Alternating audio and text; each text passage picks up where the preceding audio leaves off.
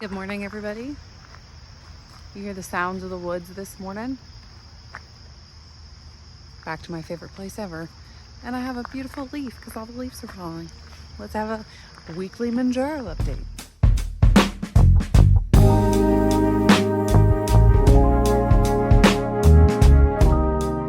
The woods are alive this morning and I absolutely love it. This is like, it's my favorite time of year. Let me show you all of these leaves. Oh my gosh, so much has fallen just since the other day when I was here. Beautiful. I love this one, but I'm probably gonna let him go back to the earth where he belongs. Good morning, guys. Welcome back to the channel for another weekly Mounjaro update. If you're new here, my name is Brittany. I've lost 115 pounds using tirzepatide, and now I share my journey here. And this Monday video is the weekly update that I do every single week, talking about all the things that happened the previous week. So I'd love to have you subscribe, stick around if you're not already. Today's video is my weekly video that I do where I just kind of ramble about all of the things.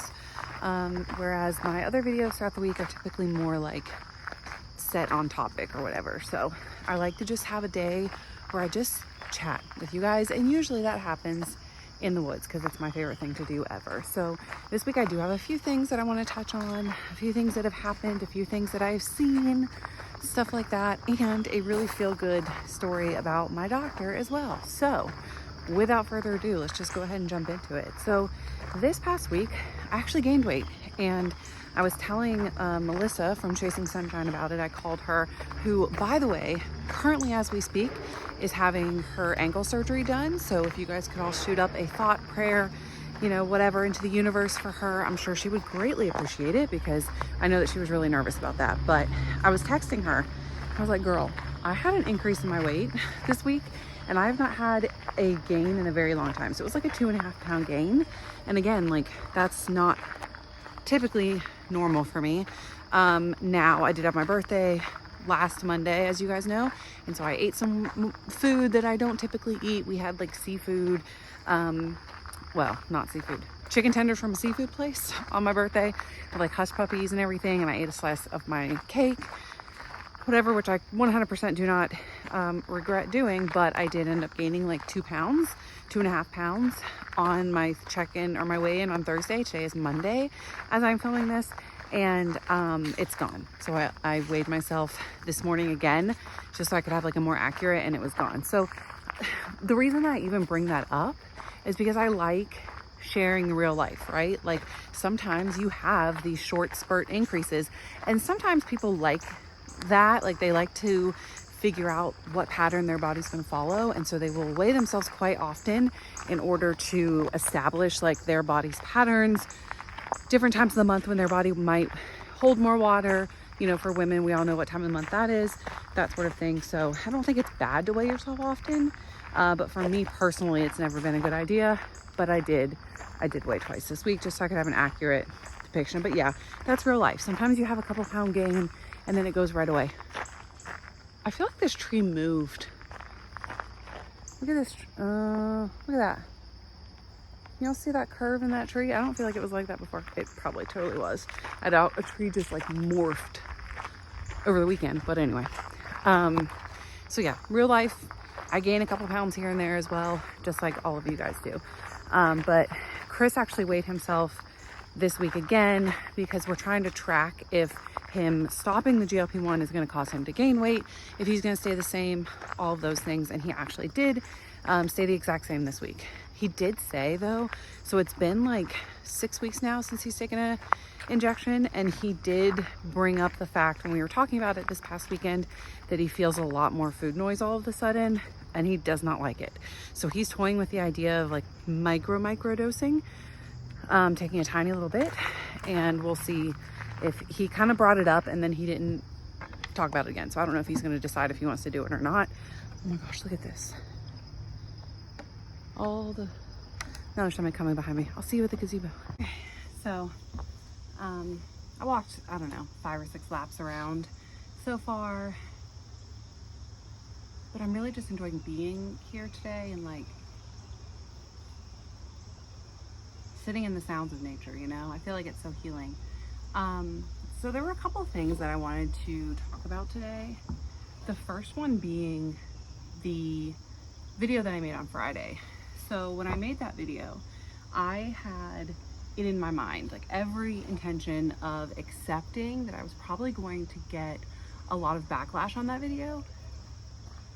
I felt like people like weren't going to get it. And what ended up happening is like the exact opposite for that. There ended up being a lot of people. I mean, there were some people, right, that said, I don't agree with this or whatever. And that's obviously everybody's own personal journey and everybody's own personal decision.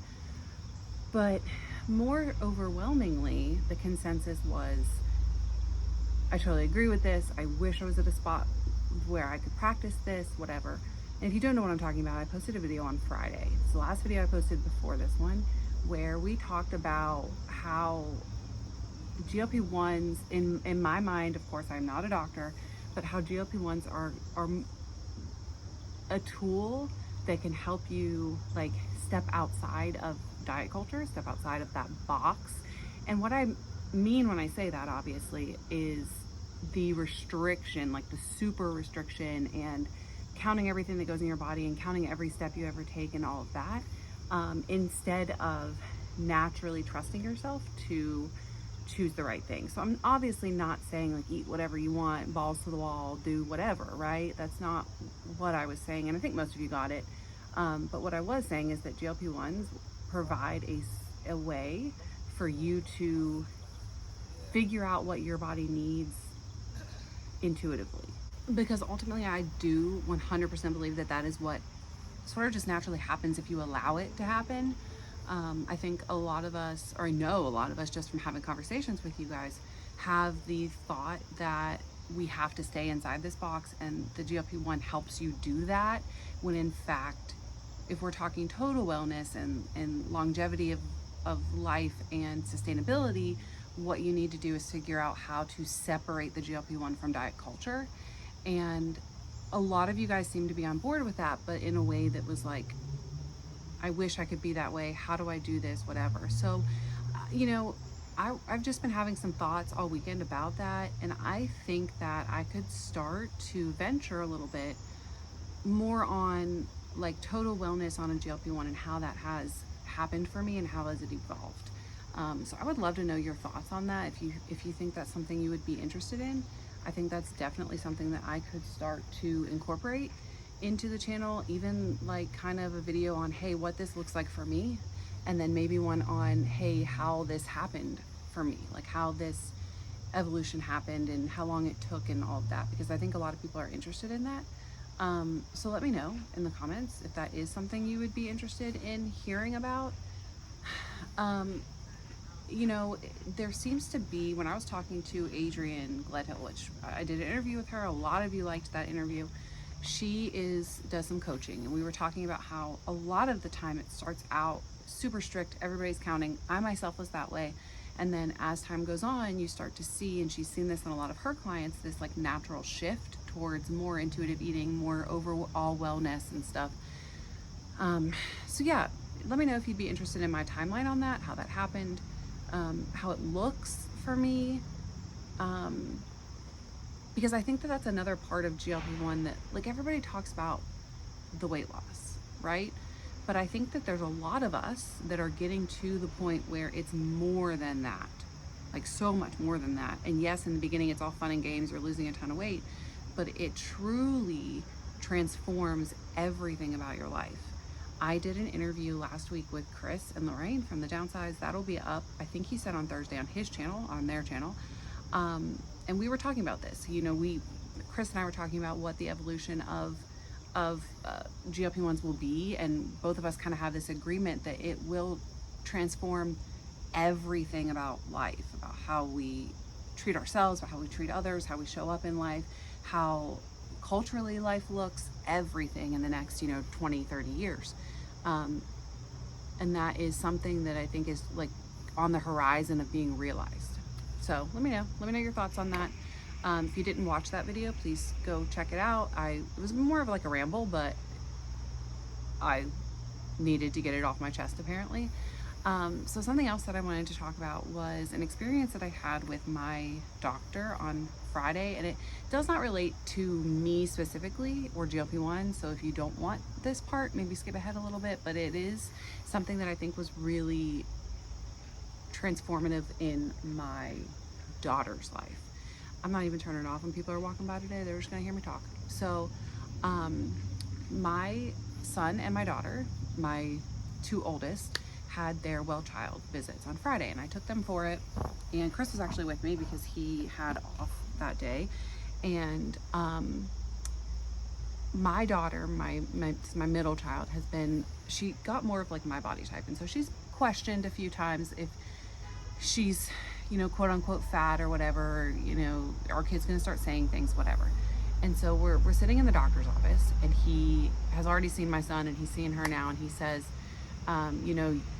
he's looking at her growth charts, and he's like, okay, you are in the 98th percentile for your height. So she's a very tall girl. So that means if you line up 100 girls, she's taller or as tall or taller than 98 of them. And she's in like the 90th percentile for your weight. So he's like, you're in the 98th percentile for your height, the 90th percentile for your weight. You're perfect. And that's he just says that.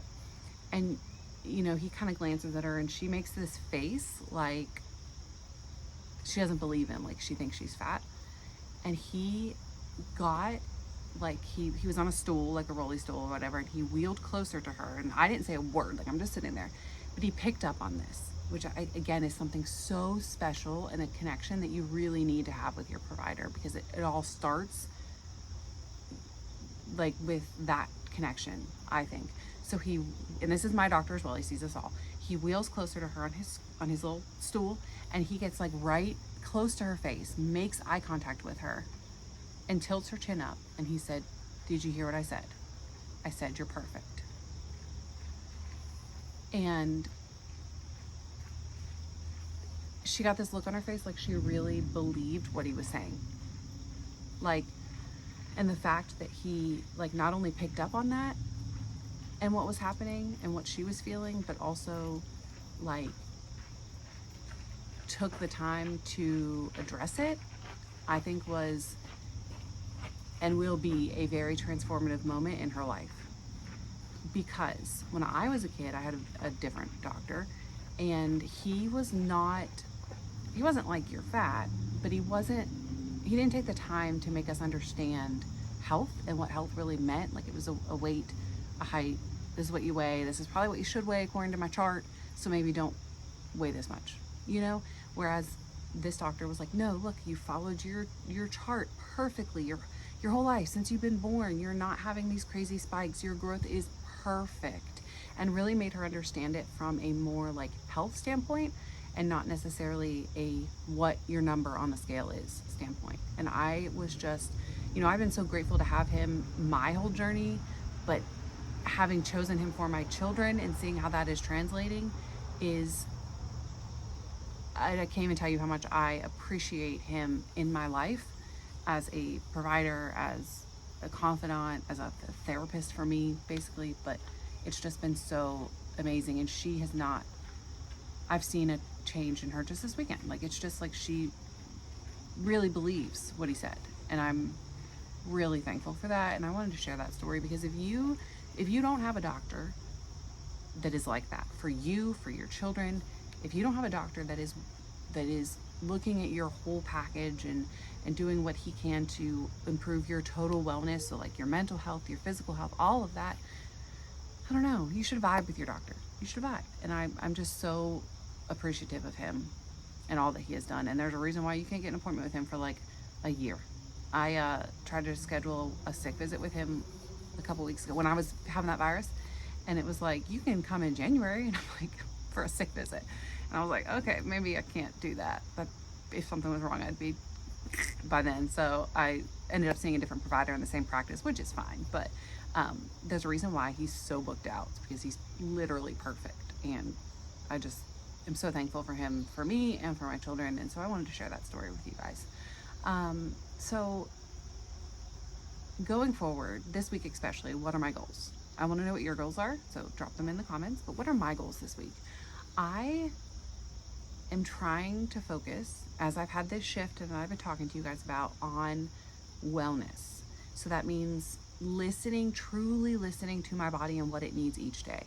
So to say that I have a goal to hit 10,000 steps every single day, or to say that I have a goal to eat 100 grams of protein every single day, just doesn't feel right in my space right now. What feels right is listening to my body every day, taking an account, like journaling every morning, taking an account every morning of how I'm feeling, what I think I can handle that day, and making daily goals every single day. So for today, my goals were to get 10,000 steps in because I felt the need to come out and walk and to fuel my body healthily. You know, this weekend we had pizza one night. And so I want to do a little bit of a refuel, you know, focus on some protein and stuff today. But to say that I want to do that, you know, every single day this week is not the space that I want to be in right now anymore. I want to focus on total wellness and honoring my body in the space that it's in every single day. And, you know, when I used to hear people say stuff like that, I don't know, even a year ago, I would be like, this lady's a quackadoodle. Like, can you really like honor your energy every day, right? But now that I'm in this space that I feel like my body is truly in this space of balance, and I like to say this word all the time, but homeostasis, I feel like I actually can. And again, is that what all those other quote unquote healthy people who were so intuitive and have been so intuitive their whole life, is that what they've been doing forever, right? So yeah, I just want to be intuitive. And I feel like, you know, finally in life, that's something that I can achieve with all of the benefits that the GLP-1 allows me. It's so cool. So anyway, that's my little rant for today. I hope that you enjoyed it. Please, you know, weigh in on everything that I asked about, what your thoughts are on it. I'd love to hear your thoughts. Watch the video from Friday if you have not already. And I've already gotten a couple of videos already recorded for this week, and they should be good. And then we have an interview this week as well with Lori, and then my interview on the downsize will be up on Thursday. So stay tuned for all of that. I hope that you guys have a great Monday and a great start to your week, and I will see you tomorrow. Have a great day, guys. Bye.